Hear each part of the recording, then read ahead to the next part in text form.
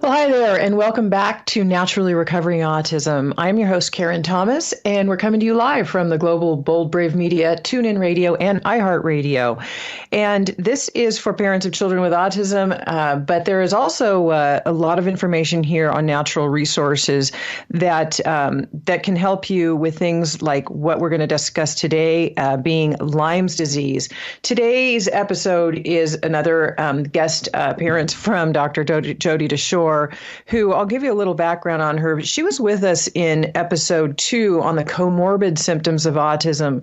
So if you've ever wondered why your child might not be getting better, why they might be doing well and then all of a sudden plateau, they just can't get past a certain point in your recovery process, it can often be due to these comorbid symptoms, which include mold biotoxins and what we're talking about today, Lyme's disease and parasites, et cetera.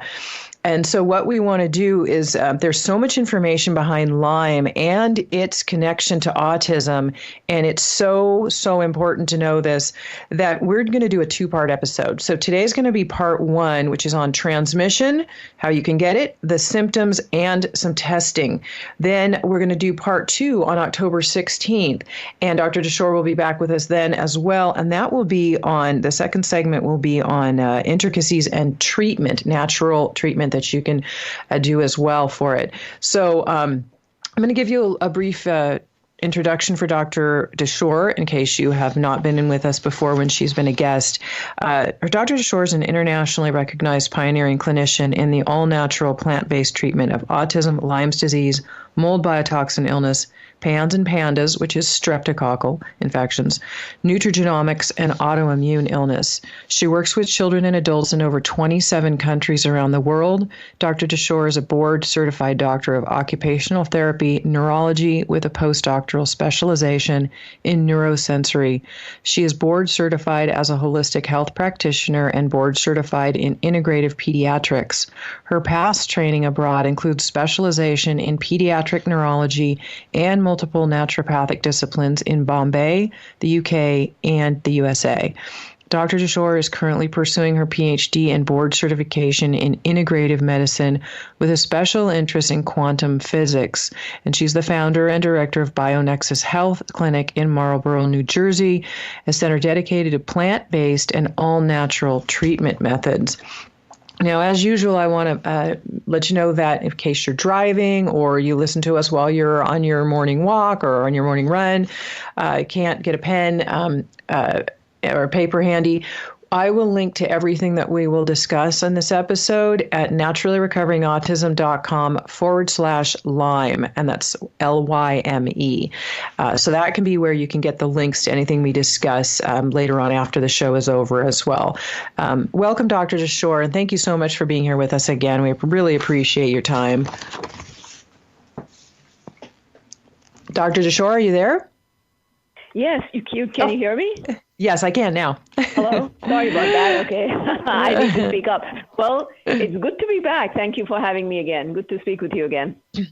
Yeah, you have so much beneficial information, especially these comorbid symptoms of autism that I think many parents, at least I found in my work, are really not quite aware of how many children have these comorbid symptoms and that they can be a strong reason why their child might not be getting better. Okay. So can you give our listeners some more information about basically Lyme disease, like how it's transmitted and why it's important with children with autism?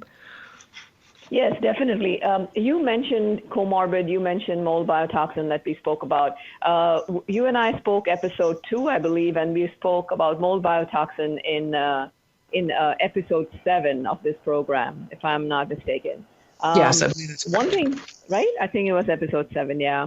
In 2016, when I first spoke at Autism 1 in Chicago, I was the first one to link mold biotoxin illness with autism that I was seeing in my practice. And of course, as you know, I have a personal connection when it comes to my son, who is now fully recovered, just like your son is.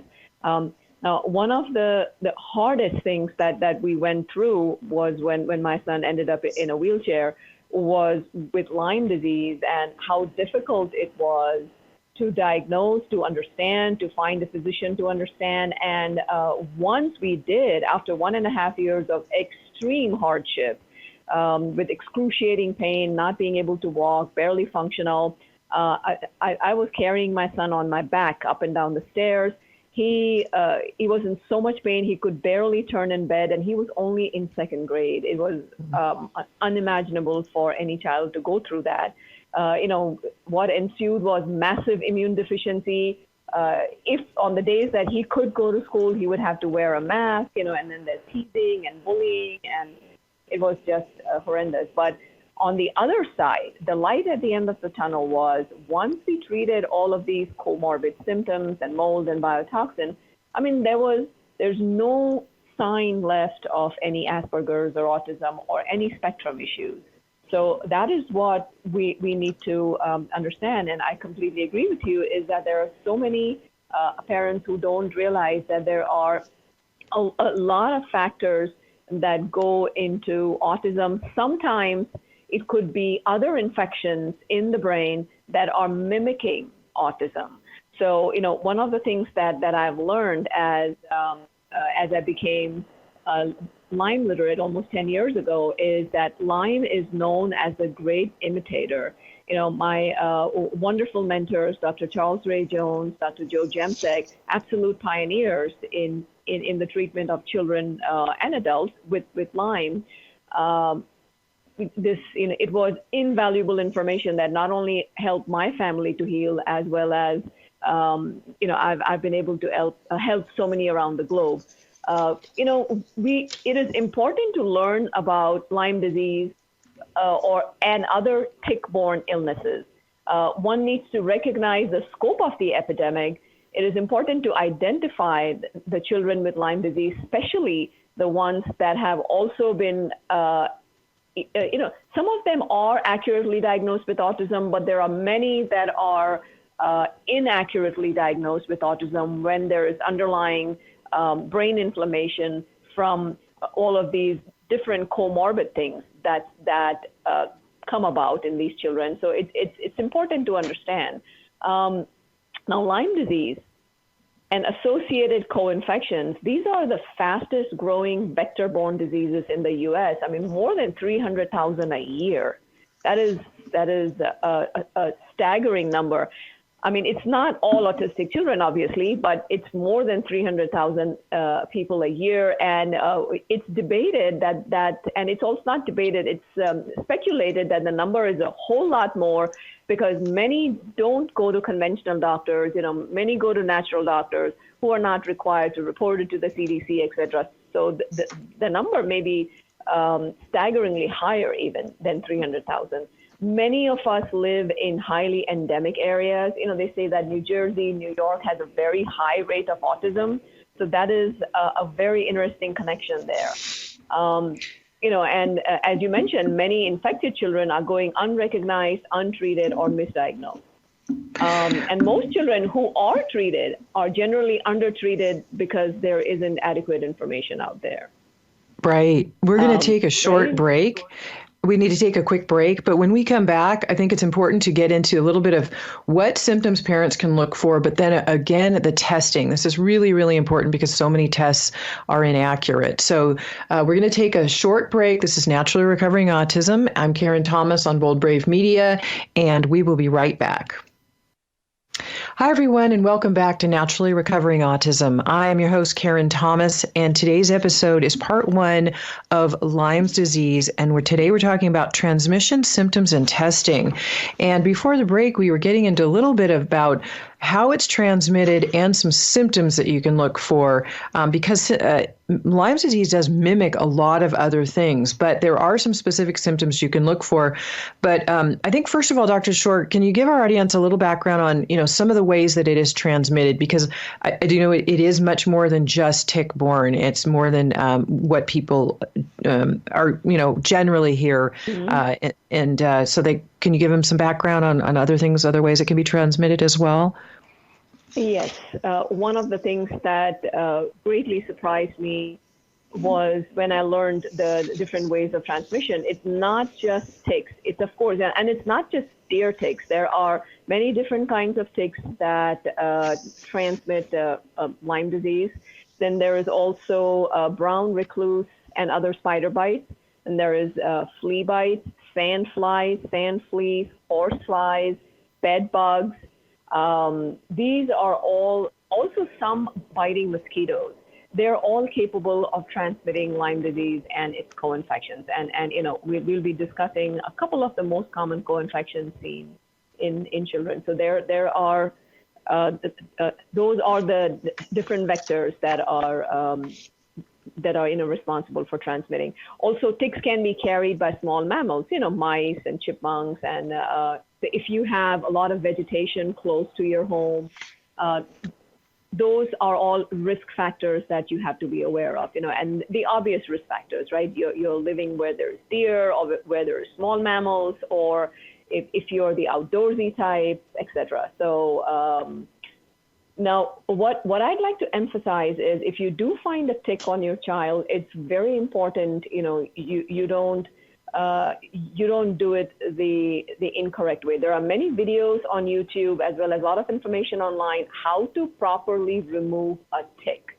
And there's also a couple tools that are available at regular pharmacies that are made specifically for tick removal.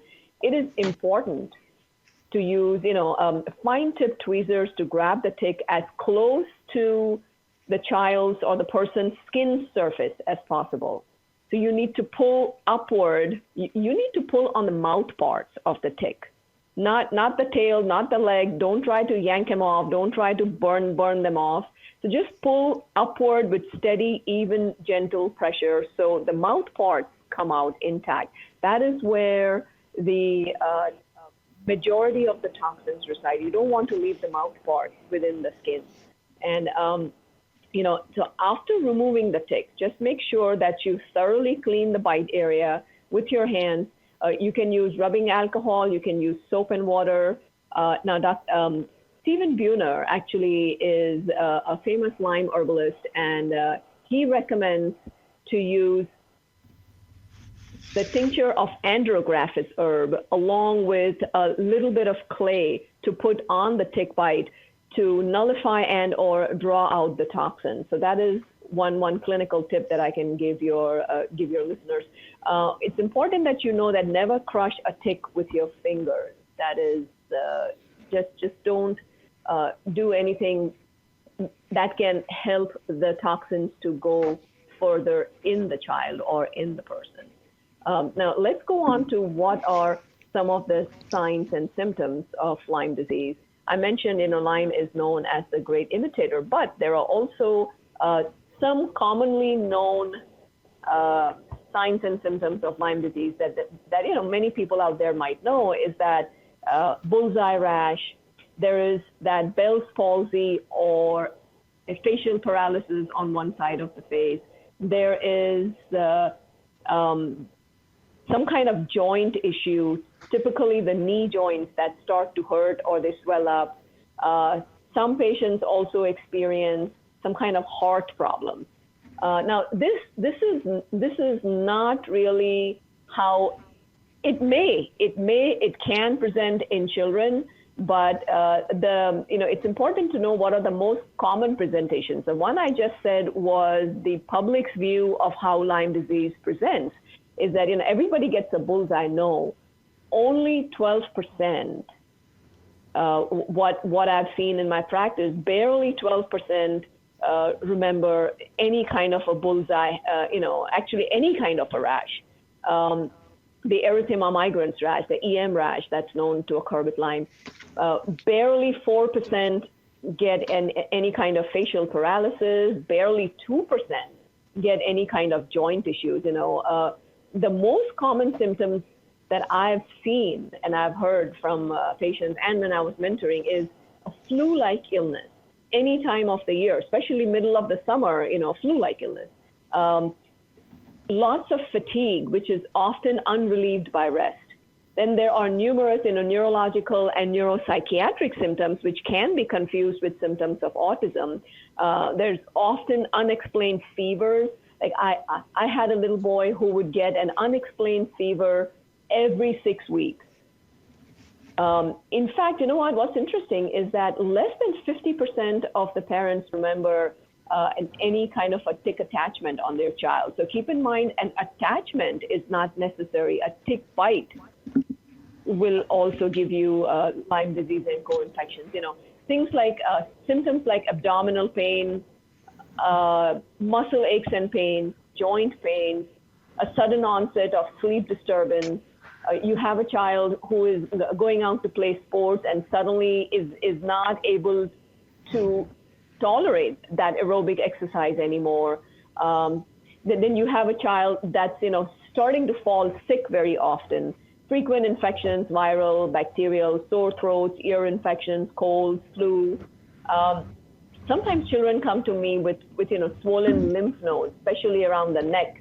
They're complaining about neck pain, and these lymph nodes can be neck, armpits, groin, shortness of breath, long-term dry cough. That doesn't seem to go away. A lot of frequency of urination and urgency. Sometimes there is a sudden onset of urination at night. Lots of rashes coming and going, dark circles under the eyes, red hot ears. So these are all some of the symptoms. Yeah, those are all really, really great things for people to know. They're so common too, and we can talk a little bit too that parents might want to look at these symptoms in themselves even prior to conception, if possible, because it is transferred in utero. We need to take a quick break, and we will come right back, and we will get back into the rest of this with some more areas around transmission, what the specifics of Lyme, and some testing issues. This is Naturally Recovering Autism. Stay with us. We'll be right back. Okay. Hi, welcome back to Naturally Recovering Autism. I am your host, Karen Thomas, and we are coming to you live from Bold Brave Media, TuneIn Radio, and iHeartRadio. And we have Dr. Jody DeShore with us today, and we've been talking about Lyme's disease, and this is part one of a two-part episode. Today is on transmission, symptoms, and testing. And we, just before the last break, got into a lot of the symptoms that you want to look for in yourself or in your children to look for what Lyme's disease often will present, or the most common symptoms. And those, of course, vary. And because Lyme can also be transmitted in utero, if mom has Lyme's disease, it will transmit to the baby in utero. So the baby is actually born with Lyme's disease. And this is more common than people realize as well. So I think it's really important now, if we get into some of these co-infections, and then we will get into the testing. But so, Dr. DeShore, we were talking about Lyme's disease, and then what are some of these co-infections or some other things that can come from the tick bites that we were going to talk about? Bartonella, Babesia, some other things. Could you give us an explanation about that? Yes, of course, yes. I'm really glad you mentioned that, because it's not only Lyme disease that gets transmitted through a tick bite, or when people acquire Lyme disease. Usually there are co-infections that come along with it. Number one, it could be because the same insect transmitted the co-infections, or it could be, there are some other co-infections that happen because Lyme disease and the other infections transmitted through the insect bite suppress the immune system. They have various immune suppressing mechanisms. So I'll go into those in a bit, but you just mentioned about Lyme disease being transmitted in utero from mother to child. That should be, a whole other show. So how important is it to watch yourself during pregnancy, or understand, because autism is reaching such epidemic proportions now, probably already has reached epidemic proportions in certain areas. So that it would be interesting to go through that, because there are typical signs and symptoms in a newborn that can give us clue if there is underlying Lyme, and if there's early detection, it is extremely beneficial for the child. Then you were speaking about co-infections. Some of the co-infections that I most commonly see are Bartonella, also Babesia. Then there is something called as Ehrlichia anaplasmosis. Then additional co-infections like Mycoplasma pneumonia, Chlamydia pneumonia, various kinds of high titers of viruses like Epstein-Barr virus, parvovirus, cytomegalovirus. We have herpes viruses. These show up as high. Sometimes we see rare infections like rickettsias and brucella. Toxoplasmosis shows up high as well. And many of these, as I mentioned a minute ago, can be lingering or even acquired because of the immune suppression mechanism that occurs with when you acquire Lyme disease. Right. In autism, it has immune suppression. I mean, one of the great symptoms of autism is immune suppression. Mm-hmm. Now, each one of these diseases, once again, co-infections per se can be a whole other show because it's very important to go briefly into each one. But overall, since we are speaking about Lyme disease today, with autism, there are certain neurological and psychiatric symptoms, all in all, neuropsych symptoms that are associated with, one of my mentors, I mentioned Dr. Joe Jemsek before. He likes to call it as Lyme borreliosis complex.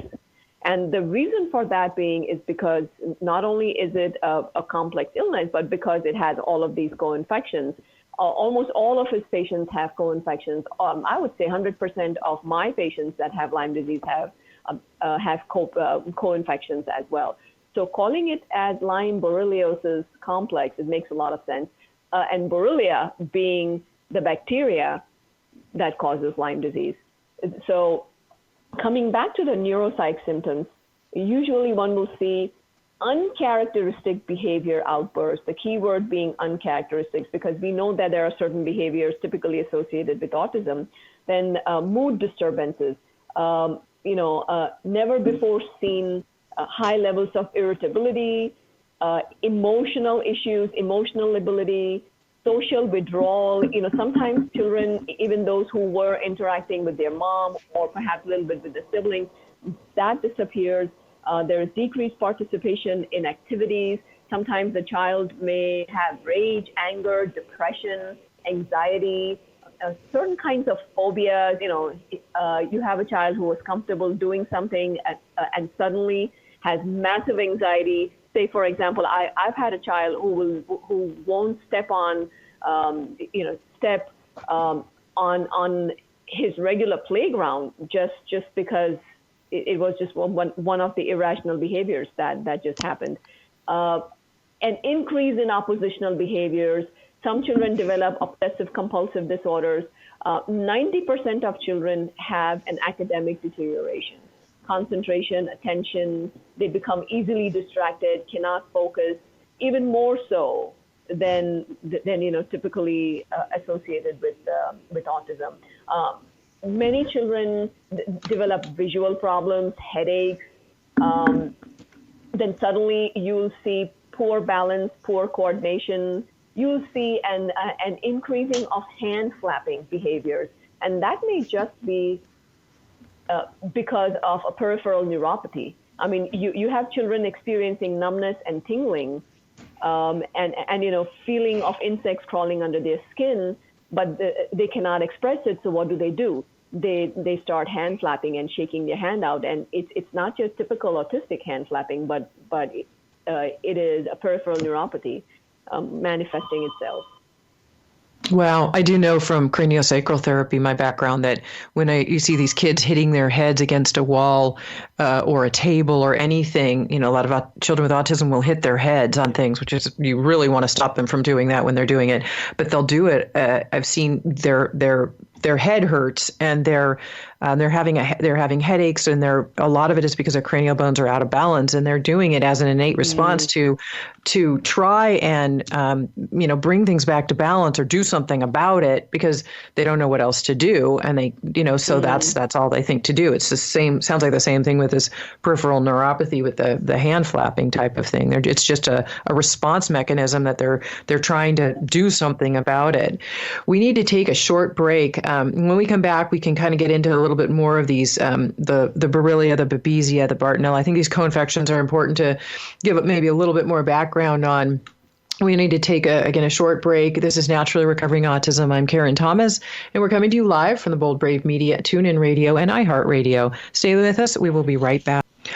Well, hi there, and welcome back to Naturally Recovering Autism. I am your host, Karen Thomas, and we're coming to you live from the Bold Brave Media, TuneIn Radio, and iHeartRadio. And today we have Dr. Jody DeShore with us as an expert on Lyme's disease and the co-infections that go along with them, and how important it is for parents to know about these symptoms, because they mimic autism. And a lot of the times it also can be a reason why you might be doing a lot of great detoxification and gut healing work, and you find you get to this either a plateau with your child not being able to get past a certain point of recovery, or they're really just not getting better at all, and you don't know why. And these comorbid symptoms, one of them, again, we're talking about today, is Lyme's disease, is very, very common in children with autism. So we were talking about some of the neuropsychiatric symptoms before the break, and again, they sound a lot like a child with autism, and it's important for parents to look and see if you might have some of those symptoms yourself, because before conception, if you're able to work with Lyme's disease yourself, then you won't pass it in utero to your child.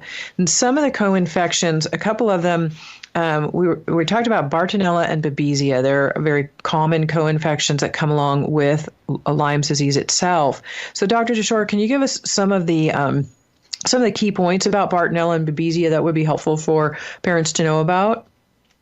Yes, absolutely. Yes, you mentioned about the neuropsych symptoms. I just real quickly wanted to mention that Lyme disease bacteria have been isolated from nearly every body fluid, including the fluid in the brain or the cerebrospinal fluid.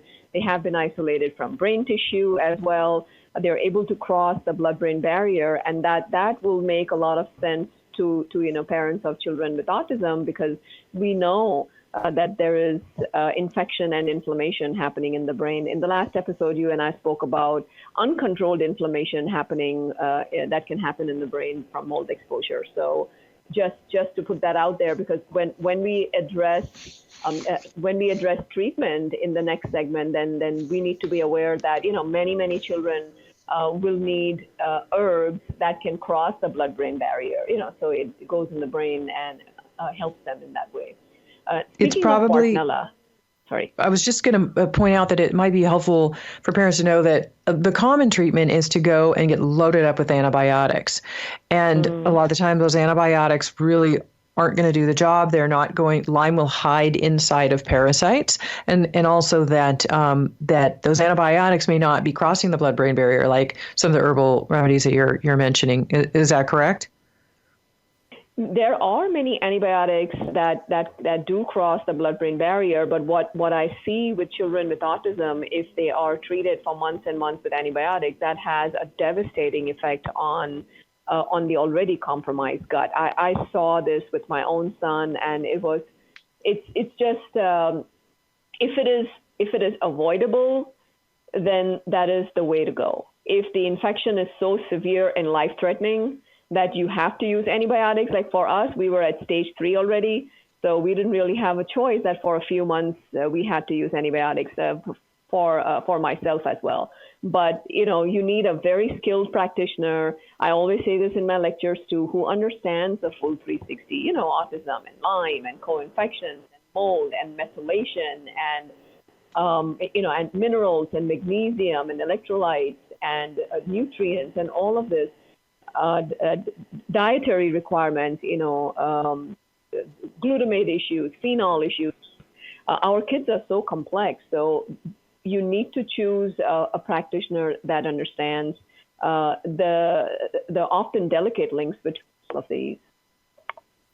Yeah, absolutely. And having the foundational aspects in place as Mm, well before beginning mm, treatment. You don't want to just throw your kid into a heavy detoxification treatment when their liver's already backed up and their lymphatic system is backed up. You need to support these things before moving forward with all of that as well. So you have absolutely. some. I know we're going to get into in our next episode that we'll be doing in a few weeks on the specifics of some of the treatments. But I know that you have found there are some herbs that will cross the blood-brain barrier and safely get into working with these co-infections, Lyme and the co-infections. And Bartonella and Babesia are basically just a couple of the what we kind of call maybe the top three: Lyme, Bartonella, Babesia. Erlichia, I know, is commonly hear about that one. So can you give us a little bit of background on those three and maybe what they can do, what to look for? Yes. Speaking of Bartonella, so Bartonella Hensley, some of the common symptoms you'll see would be unexplained rage, anger, huge temper tantrums, abdominal pain, headaches, visual problems. There is unusual stretch marks that are seen, stretch marks that are purplish, reddish. As you know, normally stretch marks are pale in color, right? So these are unusually reddish and purplish. It's called as violaceous striae. So if you see that, that is a classic hallmark sign of underlying Bartonella infection. Then you will see a lot of sole of the foot pain. You'll have children complaining that they have pain at the bottom of their feet. It's often misdiagnosed as plantar fasciitis. There can be new onset of seizure disorders. There can be new onset of obsessive compulsive disorders with the Bartonella. With Babesia, there is Babesia microti is a malarial-like parasite that lives inside the red blood cells. So cyclical fevers, excessive sweating, night sweating, chills, extreme fatigue, headaches, muscle pains, deep bone pains, especially in the extremities, the arms and the legs. Difficulty breathing. You may notice the child doing a lot of heavy sighing. You have the child experiencing a shortness of breath because the lungs are affected. There's dry cough, often poor balance. So that's what comes with Babesia.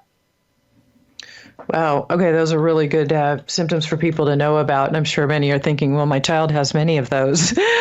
So, we have to take a short break and we will come right back and we'll continue with this discussion. This is Karen Thomas at Naturally Recovering Autism, and we're live from Bold Brave Media. Stay with us. We'll be right back. Hi, and welcome back to Naturally Recovering Autism. I am your host, Karen Thomas, and today we are talking about Lyme's disease and the co-infections that go along with it and its relationship to autism and the symptoms that are related to autism.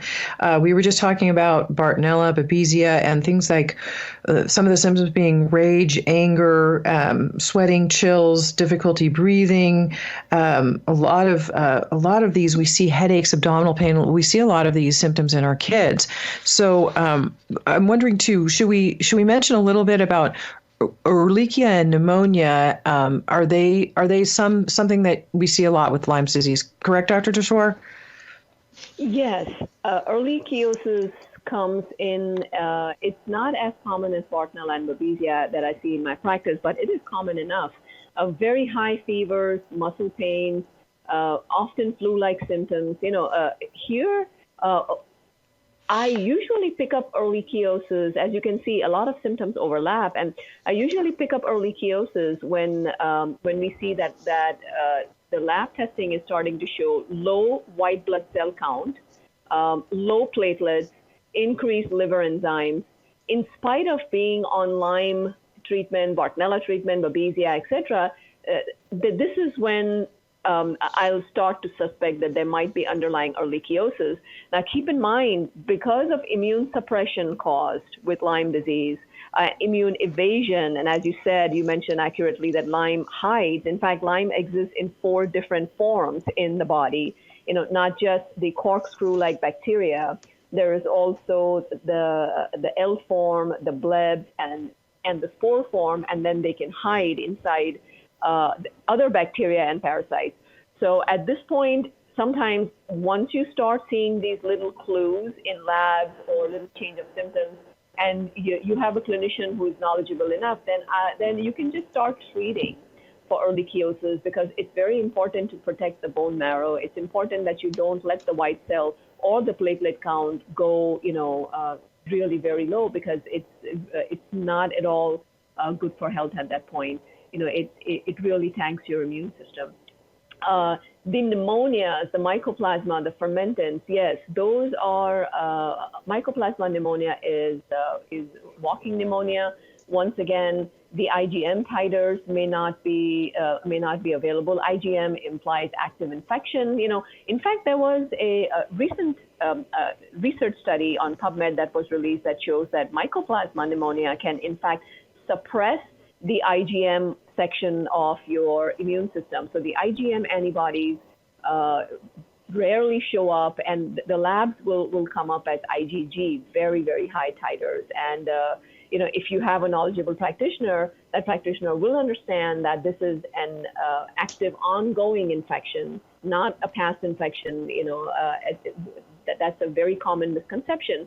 And then your Lyme literate practitioner will treat your child for mycoplasma as well, because mycoplasma pneumonia is a very important co-infection to treat. Definitely.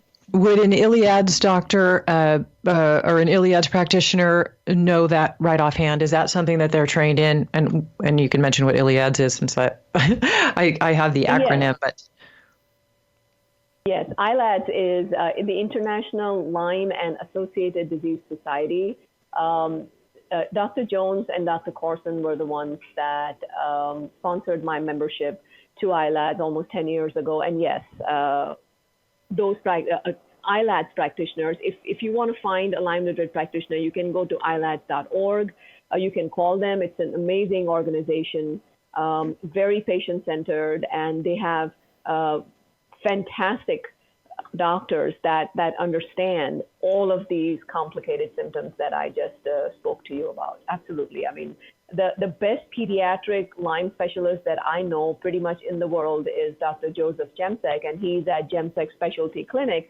And he's of course allopathic and conventional, and I have many, many common patients with him internationally that both of us co-treat. He's very open to integrative. And I will, again, for the listeners, I will link to the ILADS on the page at naturallyrecoveringautism.com/Lyme, Lyme, so that you can find that link easily as well, especially if you're driving or walking and don't have a pen. I don't want you to have to worry about that. I will link to it on that page, so you can just go there after the show or when you're ready.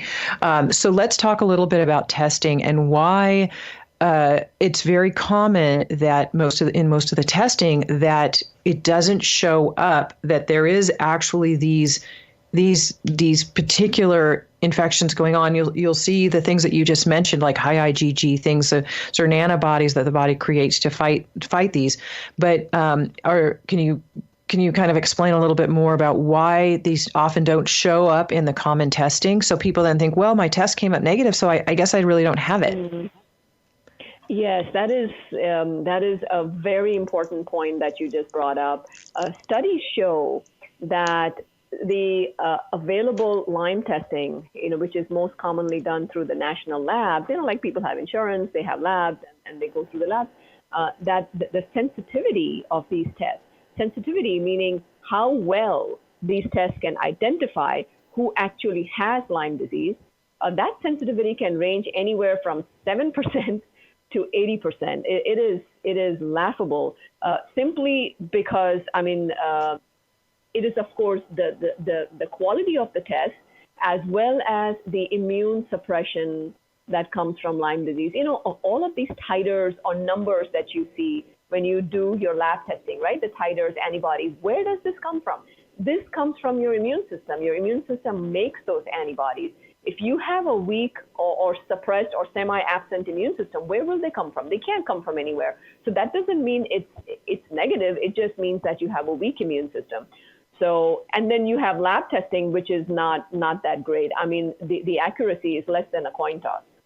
So The first test that is most commonly used is the two-tier testing, which the Centers for Disease Control usually recommend. And the first step in the two-tier test is called as the ELISA. And if that is negative, once again, has negligible sensitivity, but unfortunately, the adapted procedure right now is that if that is negative, then the next test, which is the Western blot, is simply not done. And the Western blot can actually give us more clues because it looks at specific spirochete or Lyme bacteria related proteins. There are different bands that show up. And even if one band shows up, then you know that you've at least been exposed to Lyme disease. As long as those bands show up, because that's what we want to make sure if the immune system, I know, is fighting things, that sometimes it won't show up in the test because they're so busy fighting other things that sometimes everything doesn't show properly. We're going to take a short break, and we're going to be right back. This is Naturally Recovering Autism. I'm your host, Karen Thomas, and we're coming to you live from the Bold Brave Media, TuneIn Radio, and iHeartRadio. Hi there, and welcome back to Naturally Recovering Autism. I'm your host, Karen Thomas, and we're coming to you live from the Bold Brave Media, TuneIn Radio, and iHeartRadio. Today we have Dr. Jody DeShore with us as a guest, and we've been talking about Lyme's disease. And in this last quick segment before we wrap up the show, we were talking about some testing, and most importantly for parents to know about false diagnosis and testing. So Dr. DeShore, can you give a little bit more background on that to our listeners before we wrap up? Yes. I had my child in a wheelchair, and for 1.5 years, we were testing as to why this poor little second-year-old couldn't walk. And we had 10 false negatives for Lyme disease. It wasn't that we didn't do due diligence, but so that's, half the patients that are positive on the Western blot have a negative ELISA, which is the first tier. So ELISA misses half the patients with Lyme disease. And many labs will not even proceed beyond that. Western blot is the most useful test to detect antibodies to Lyme, but unfortunately the test quality methodology, it varies considerably from lab to lab. And then, pretty much the same thing applies to testing for the co-infections, Bartonella, Babesia, etc.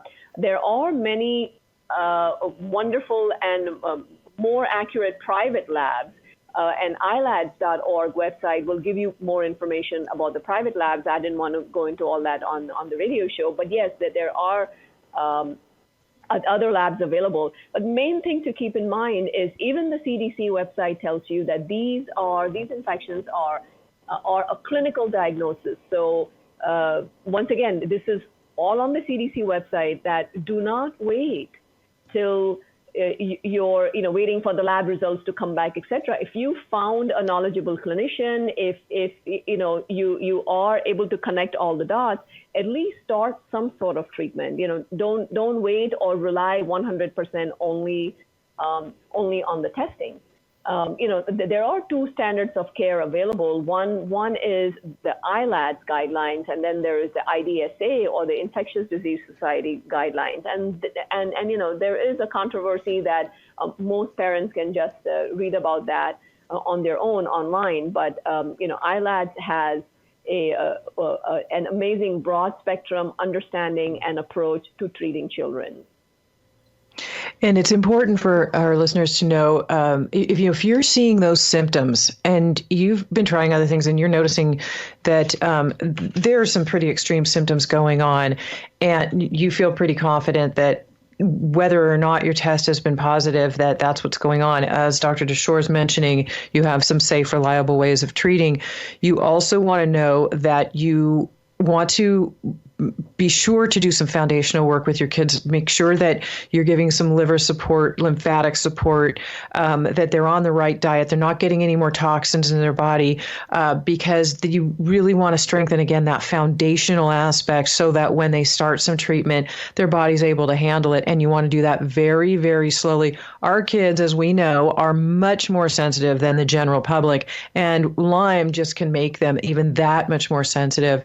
I do go into this in my Autism Moms Mentoring Program. And if you're interested, I have the link for it on the page for this show as well, naturallyrecoveringautism.com/Lyme, Lyme.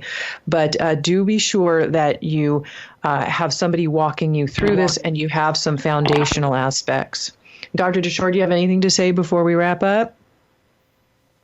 That was it. I mean, I think we put out a lot of information there, other than prevention and obviously avoiding exposure to ticks and, using bug sprays, clearing underbush, clear away the underbush around your home, cut back the shrubbery, get the deer out of your yard, spray the yard, treat domestic animals. If you have pets, you have to be very careful because pets can bring ticks in, and because they wear protection, we don't. They will be fine, but we end up getting the Lyme disease if any of the ticks fall, on the carpet and they're hard to see or. Right. So we're going to come back with part 2 of this. Dr. DeShore is going to be joining us again in a few weeks on October 16th. Come back and listen to the show when we talk more about the intricacies of treatment and some natural treatment options as well. So thank you for joining us today. This is Karen Thomas at Naturally Recovering Autism, live at Bold Brave Media. Thank you for being here. And thank you, Dr. DeShore, for joining us and sharing with us as well. And we will see you all next week.